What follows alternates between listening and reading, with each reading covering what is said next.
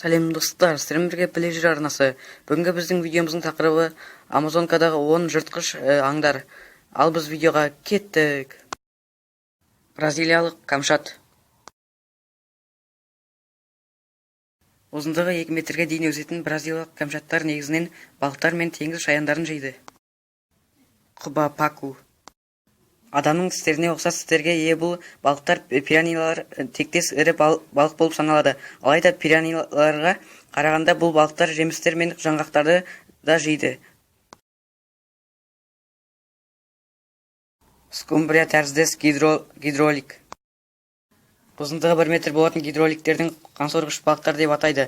Бұл балықтардың төменгі жағында ұзындығы 15 сантиметрге дейін өсетін екі өткір азу тісі бар. Кәдімгі пираньялар.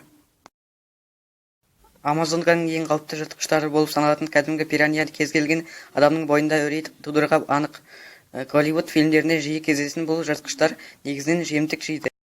Электрлі жылан балықтар. Қуаты 600 вольтке дейін жететін электрлі разрядты шығара алатын қабілетке ие. 2 метрлік құбыжықтар адам үшін өте қауіпті болып табылады. Кәдімгі ванделия немесе кандиру.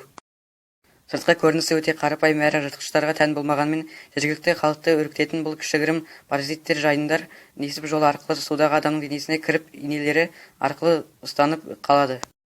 Арапайма. Пираньялар арасында өзінің емін-еркін сезініп балықпен және құстармен қоректенеді. Бұл ірі балықтардың ұзындығы 3 метрдің құрайды, ал салмағы 90 кг.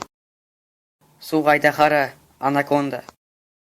Амазонканың тағы бір ірі құбыжықтарының бірі әлемдегі ең ірі жылан болып саналатын әйгілі өгіз акула. Өгіз акулалар көбінесе мұхиттың ащы суларында мекендегенмен оларды тұщы суда да кездестіруге болады. Бұл жыртқыштардың Амазонканың ағыстарымен теңізден 4000 шақырымда. Қара қайман. Қаймандар Амазонканың ең ірі жыртқыштары болғандықтан көзіне түскен бәрін жей алады. Ал осы видео аяқталды. Видеоны сараңызға лайк басып, коммент жазып кетіп, келесі видео жақында.